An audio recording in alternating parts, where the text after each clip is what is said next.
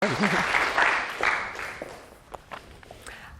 the spirit of diversity, I'd like to start by recognising the traditional elders of the land on which we meet tonight, the Turrbal and Jagera people, and their elders past, present and future. The topic of my presentation tonight, I started with, "We are young, heartache to heartache we stand." I thought there might be some folks in the audience who realised a title with Pat Benatar lyrics was not going to mean anything to a young audience, but thankfully we've got a good, diverse audience, and many of you may well have belted out "Love is a Battlefield" in 1983. But for a truly retro experience, you should check out the film clip if you've not seen it. Anyway, this is a talk about youthfulness, passions, but hopefully not bad hair. It's about my experience as a young CEO and the learnings that I gleaned along the way. It's a kind of a, if I wrote a letter to my younger self exercise, here's what I might have benefited from knowing at the time. I've got 4 lessons learned, I guess, to cover off. Taking a chance, understanding the difference between management and leadership, the value of mentors, and finally, keeping it all in perspective. I'm 4 months now into an incredibly new and exciting role as CEO of Brisbane Powerhouse. I should probably also use some of these things, print them out and put them on my office wall as a reminder for current use. But I want to do a bit of a flashback. So the first thing is about jumping off a cliff. Some years ago, I had a short-term contract as a systems administrator with the Next Wave Festival in Melbourne. This is a systems administrator was the title for the person who did all the jobs no one else wanted to do, not the person who fixed the computers. When I finished that contract, my colleague asked what I'd like to do in the future, and I said, well, in 10 years' time, I'd really love to come back as the CEO of Next Wave. About 5 months later, he called me up and said the job had just come up. I had lots of excuses as to why I couldn't consider the role, why surely there were other people more qualified, and blah, blah, blah. And so it was all about taking a chance. And on a side note, women wait till they have the perfect CV to apply for jobs, whereas men just tend to jump in. You've probably heard the statistic, men apply for a job when they meet only 60% of the qualifications, but women apply only if they meet 100% of them. I'd like to think that with this particular caper, where I thought I had about 10% of the skills, and many others since, that us women might eventually buck those statistics. I prefer to work on the theory that if you know how to do the job on the first day, you'll soon get bored and leave. So a bit of an uphill challenge is a good thing and means you're likely to stick around. So I got to the interview, my insides turned to absolute liquid with nerves, but somehow I made some cocky remarks about the parallels between leadership and rock climbing, and lo and behold, they gave me the job. So then this becomes a story about finding myself in charge. I was CEO of Next Wave at 26. Someone once said that you don't train for Everest by climbing Everest, which I've kept as a mantra ever since, including when I did a one-off half marathon. I was in there was a hugely supportive team, the board were keen to take a chance on me, and they were fantastic in providing comprehensive coaching and support all the way through. This is just as well because this was 2006 and the first project was delivering the Commonwealth Games Youth Cultural Program. We were on the world stage and I was the one with the flag gingerly marching out the front of the team. A particular memory that cemented my new role, I received a call late one night after a function from an outraged neighbour. An artist related to our event had graffitied their front wall, as in they'd tipped about 20 cans of paint all over it. They wanted to speak to who was in charge. I looked around the office and hoping that someone wise and responsible would step out. But no, there was just me, and I was in charge.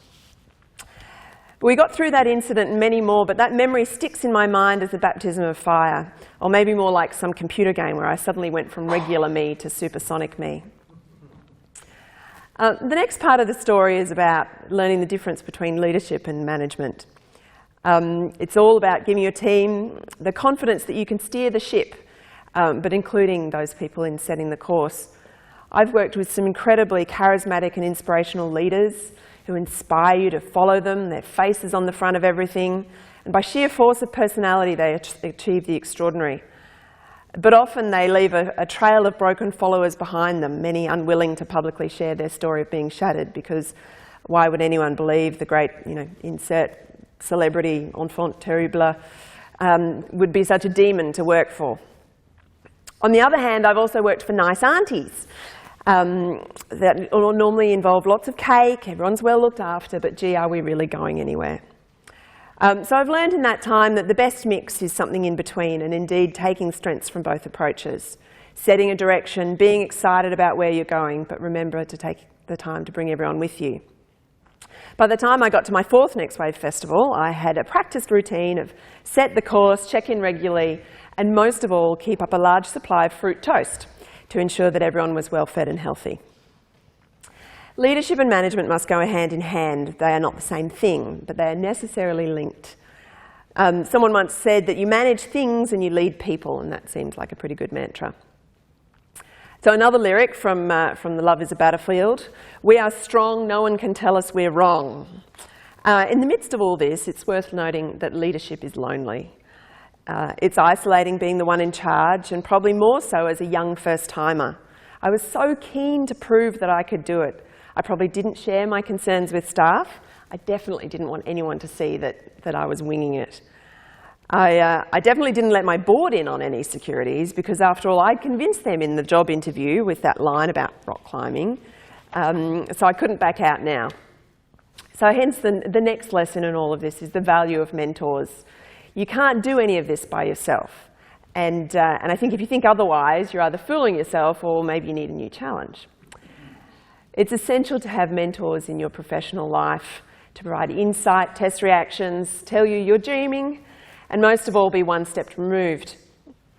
I have had some great informal mentors, people I touch base with every 6 months or so, folks who've provided particular advice around an arm of business. I've also benefited from peer mentoring, networks that come together, sometimes as a bitch and moan session, but often to share insights and learnings from having been there and done that. And I'm at the moment on the organising committee of Women and Change, which is a women's giving circle, which is a great peer group. But by far the most beneficial mentors were the formal structured relationships, regular objective coaching from someone who isn't involved and therefore doesn't necessarily know the answer. I had an amazing mentor through a 12-month program with Non-Profit Australia. I remember one of the challenges I particularly tackled with her was dealing with conflict. And when you're often, have a lot of people that you're supervising who are older than you, that's a really tricky thing to tackle.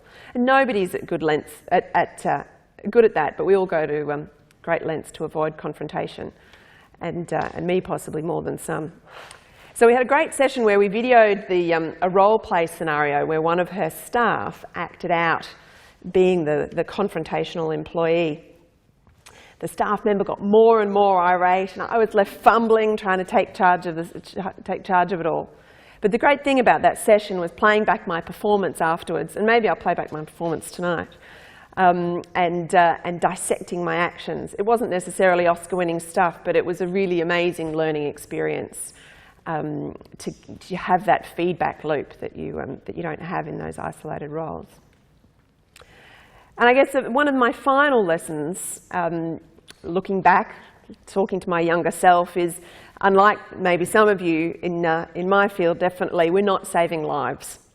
So at the height of the most stressful moments, the most intense projects, and with that overwhelming sense that the to-do list just keeps getting longer, it's important to remember that, to keep it all in perspective. And that's not to say I don't have high standards and expectations of excellent quality, but it is about working effectively and not just making more stuff. Part of that's work-life balance. I have so many regrets about the hours invested in work those early days, trying to keep ahead and convince people that I knew what I was up to, when actually I should have been, at home with friends or family. No one will stand up at your funeral, that's for sure, and talk about how you were always the last to leave the office. And as a leader, it's about setting that example. It's sometimes saying no and helping your team also to say no. So what now? Fast forward 10 years and I'm CEO again of a different organisation, this time Brisbane Powerhouse. There are 60-something staff, 12 million turnover, and 700,000 fabulous people who come through our precinct every year. Once again, I find myself a young-ish leader still in the scheme of things, and this exercise is a good reminder to put all these principles into place. Brisbane Powerhouse is an extraordinary place, But like any not-for-profit in this day and age, we need to continue to innovate and be at the peak of our game. The lessons I flagged today, jumping off a cliff, understanding the difference between leadership and management, the value of mentors, they all still resonate. And now with 2.5-year-old twins, not saving lives is an important mantra as well. Making a superhuman effort to be home for dinner and bath time and at least 3 stories means being efficient in my work time. And I guess the sort of last lesson in all of this is exposing yourself to inspirational people and being part of it. So it's super to have this collective brain gathered here tonight, and I hope you get lots of juicy insights out of it all. Thank you.